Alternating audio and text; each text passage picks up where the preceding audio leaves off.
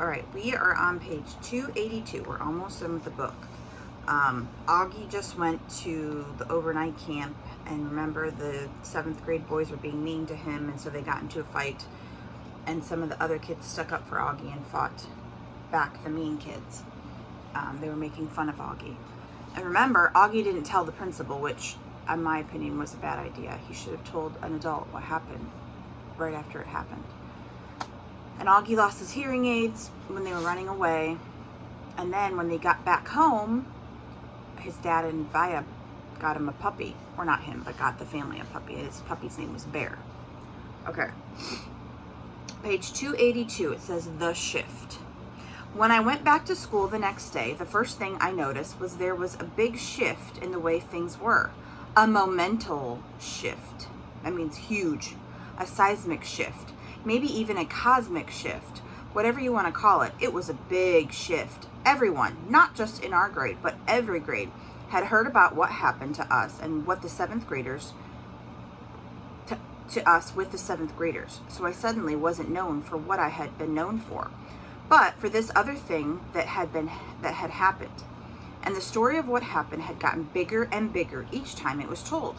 2 days later, the way the story went was that Amos had gotten into a major fist fight with the kid, and Miles and Henry and Jack had thrown some punches at the other guys too. And the escape across the field became this whole long adventure through a cornfield maze and into the deep dark woods. Jack's version of the story was probably the best because he's so funny. But in whatever version of the story, and no matter who was telling it, 2 things always stayed the same. I got picked on because of my face, and Jack defended me. And those guys, Amos, Henry, and Miles, protected me. And now that they'd protected me, I was different to them. It was like I was one of them. They all called me little dude now, even the jocks. Those big dudes I barely knew before were knuckle punched me in the hallways now. Another thing to come out of this was that Amos became super popular, and Julian became, because he missed the whole thing, was really out of the loop. Miles and Henry were hanging out with Amos all the time now, like they switched best friends. I'd like to be able to say that Julian started treating me better too, but that wouldn't be true. He still gave me dirty looks across the room. He still never talked to me or Jack, but he wasn't the only one who was like that now. And me and Jack, we couldn't care less. Ducks. The day before the last day of school, Mr. Tushman called me into his office to tell me they had found out the names of the 7th graders from the nature retreat.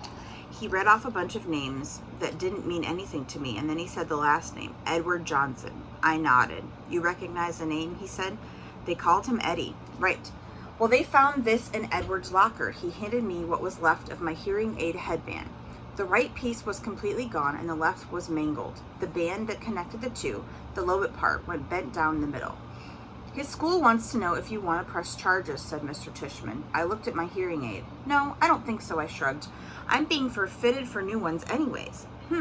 Why don't you talk about it with your parents tonight? I'll call your mom tomorrow and talk about it with her too. Would they go to jail, I asked. No, not jail, but they'd probably go to juvie court, and maybe they'll learn a lesson that way. Trust me, that Eddie kid is not learning any lessons, I joked. He sat down behind his desk. Augie, why don't you sit down a second, he said. I sat down.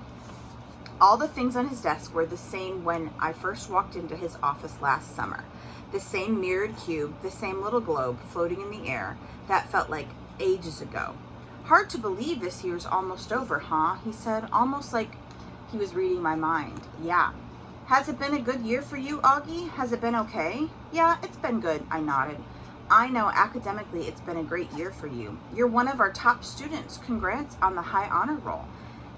Thanks. Yeah, that's cool. But I know it's had its shares of ups and downs, he said, raising his eyebrows. Certainly that night at the nature reserve was one of the low points. Yeah, I nodded, but it was also kind of good too. In what way? Well, you know how people stood up for me and stuff. That was pretty wonderful, he said, smiling. Yeah, I know in school things got a little hairy with Julian at times. I had to admit it. He surprised me with that one. You know about that stuff? I asked him.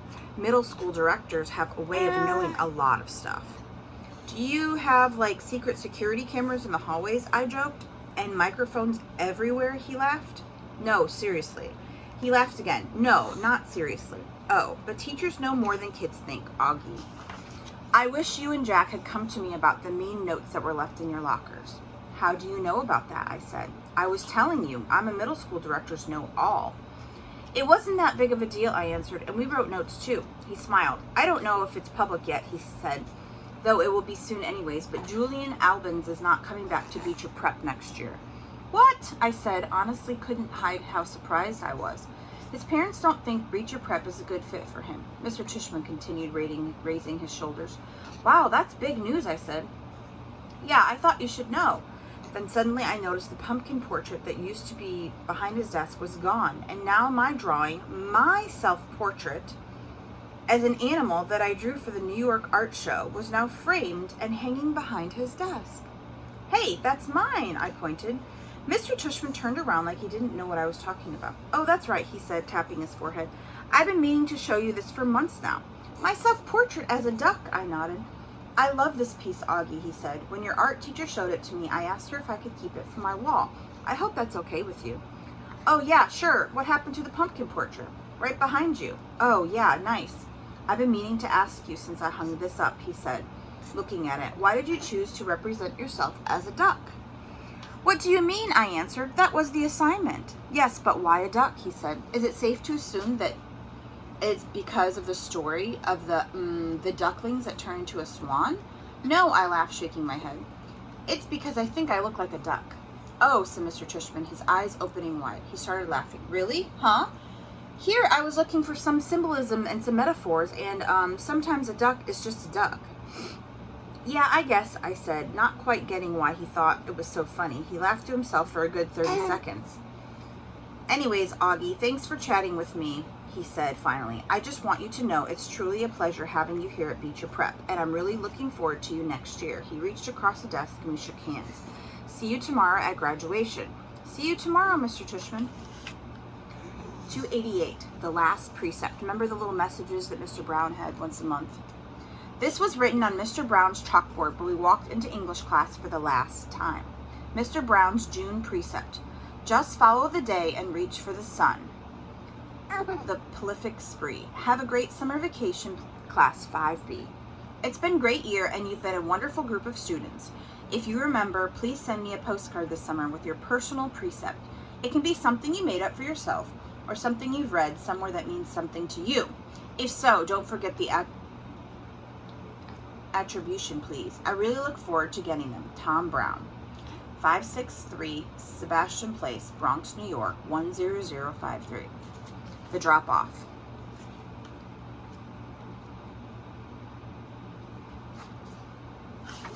The graduation ceremony was held in the Beecher Prep Upper School Auditorium. It was only about a 15-minute walk from our house to the other campus building. But Dad drove me because I was all dressed up and had on a new shiny black shoes that weren't broken in yet, and I didn't want my feet to hurt. Students were supposed to arrive at the auditorium an hour before the ceremony started, but we got there even earlier, so we sat in the car and waited.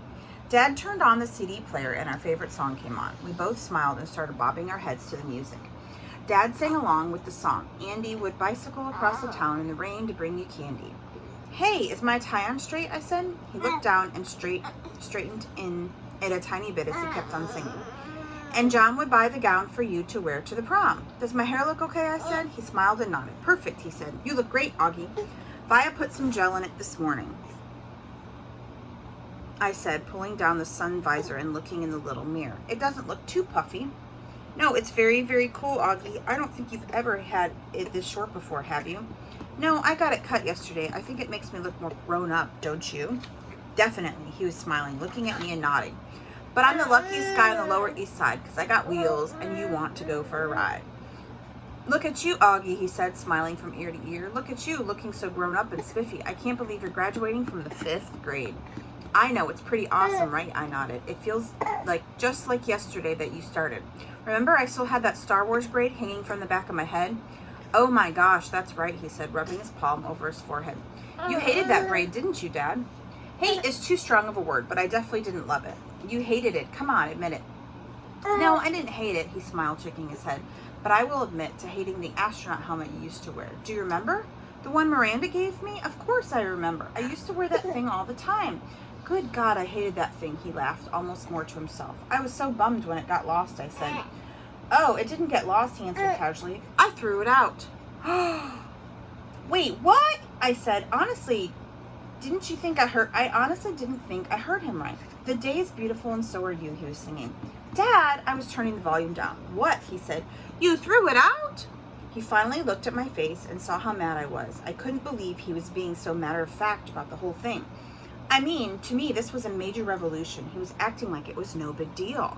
Augie, I couldn't stand seeing that thing cover your face anymore, he said clumsily. Dad, I love that helmet. It meant a lot to me. I was bummed beyond belief when it got lost. Don't you remember? Of course I remember, Augie, he said softly. Oh, Augie, don't be mad. I'm sorry. I just couldn't stand seeing you wear that thing on your head anymore, you know. I didn't think it was good for you. He was trying to look at me in the eyes, but I wouldn't look at him. Come on, Augie, please try to understand, he continued, putting his hand under my chin and tilting my face forward toward him. You were wearing that helmet all the time, and the real truth is, I miss seeing your face, Augie. I know you don't always love it, but you have to understand, I love it. And I love this face of yours, Augie, completely and passionately, and it kind of broke my heart that you were always covering it up. He was squinting at me like he really wanted me to understand. Does Mom know? I said. He opened his eyes wide. No way, are you kidding? She would have killed me. She tore the place apart looking for that helmet, Dad. I said, I mean, she spent like a week looking for it in every closet, in the laundry room, everywhere. I know, he said, nodding. That's why she'd have killed me. And then he looked at me, and something about his expression made me start laughing, which made him open his mouth wide, like he just realized something. Wait a minute, Augie, he said, pointing his finger at me. You have to promise me you will never tell Mommy anything about this. I smiled and rubbed my palms together like I was about to get very greedy. Let's see, I said, stroking my chin. I'll be wanting that new Xbox when it comes out next month. And I'll definitely be wanting my own car in about 6 years. A red Porsche would be nice. And he started laughing. I love it when I'm the one who makes Dad laugh, since he usually is the funny man that gets everybody else laughing. Oh boy, he said, shaking his head. You really have grown up. The part of the song we love to sing the most started to play, and I turned up the volume. We both started singing.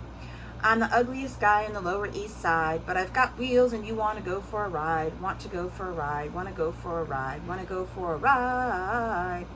We always sang this last part at the top of our lungs, trying to hold the last note as long as the guy who sang the song, which always made us crack up. While we were laughing, we noticed Jack had arrived and was walking over to our car. I started to get out. Hold on, Jed. I just want to make sure Hold on, said Dad. I just want to make sure you've forgiven me, okay? Yes, I forgive you.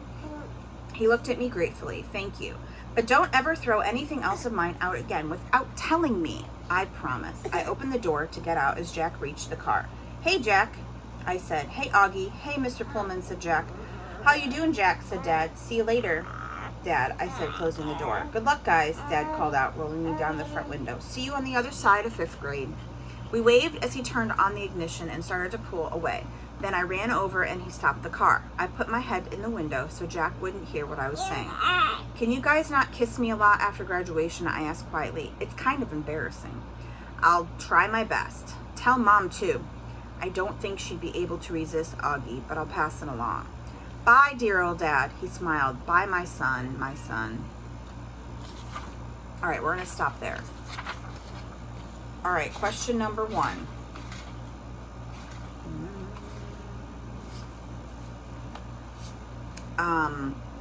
When Augie got back to school after the retreat, were all the other kids nice to him or mean to him? That's number 1. Number 2, what did Mr. Tushman hang on his office wall? Number 2. Did Mr. Tushman know about the stuff that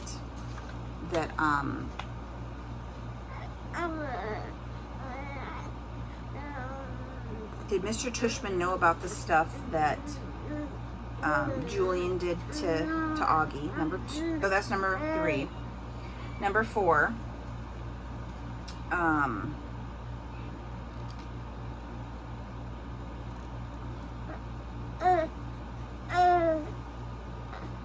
Number 4. who's not coming back to Beecher Prep next year? That's number 4. And number 5, what happened to Augie's helmet?